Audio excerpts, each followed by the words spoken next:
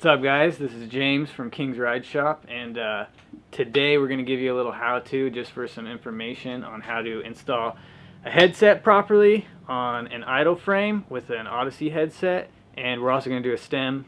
So let's just start out with the headset first. We got Tate's bike here. First step really is clean out the head tube. I already wiped it out, so it's pretty clean. Looks good, it's shiny. And then you'll want to start out by putting a little bit of grease. You gotta put a little bit of grease in the frame, top and bottom. Mostly what this does is it just kind of keeps it quiet. You know, if the headset moves or anything, it keeps like creaking noises down, makes it easier to take your bearings out later. So any type of interfacing, put a little grease on. That includes a fork. He's got a Colt Sect ICV2 fork, which is a pretty rad fork. Has the race for the lower bearings built in. So you just smear that baby up with a little bit of grease. So that's ready to go too. We got the Odyssey headset here. Comes with the two bearings. The lower bearing is going to come with the lower race, but it's already built into the fork.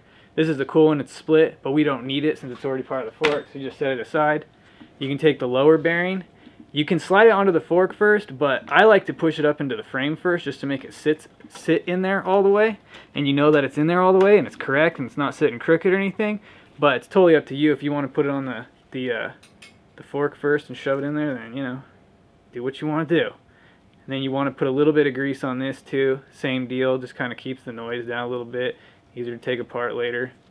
So then upper bearing sits in there.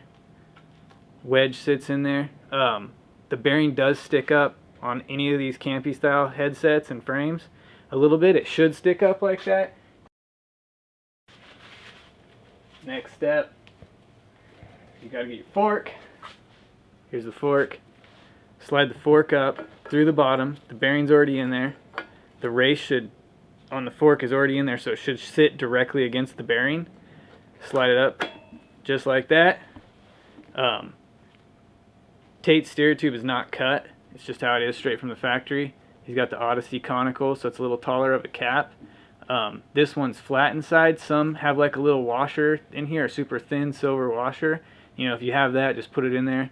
This one doesn't, so you slide it down, and when it contacts the wedge in there, it shouldn't touch the frame. There should be like a small gap between the bottom edge of the cap and the frame, because if it touches and it drags on the frame, obviously you won't be able to steer.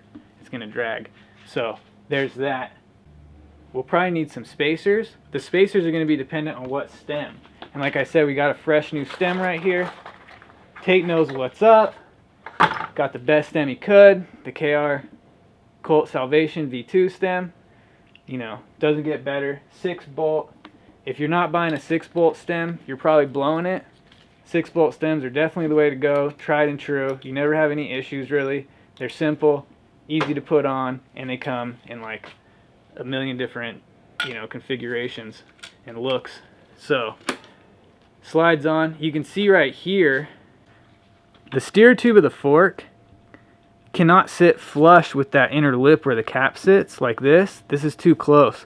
What'll happen is when I tighten that cap, it's going to press down on the stem and pull up on the fork to preload the bearings. This way it'll top out and it'll hit the bottom edge of the cap and it won't be able to preload, so you'll have like, you know, play in your headset. So we know right away what we're going to have to do is add another spacer. So we're going to add another spacer. We're going to check it again. And now you can see the steer tube sits down in the stem, you know, like a few millimeters, 1/8 of an inch. So that's perfect. That's where you want it. You still get a good clamp on the steer tube, but you'll have room to preload those bearings. And that's what's important. So you put a little bit of grease on your preload cap, and you just thread it in. Always start it with just finger tightening it, you know, so that you don't cross thread it and ruin the cap, because that's pretty common, you know. Just kind of snug it up. I don't get too crazy yet. You just want to tighten it enough so that there's no play in the bearings. You know, the forks don't shake back and forth and the bearings in the frame, and it steers smoothly. If you tighten it too much, it's going to steer too rough. And if you don't tighten it enough, it'll have that shake. So you just want to find that place right in between, you know, where it just feels right. And that's pretty much it.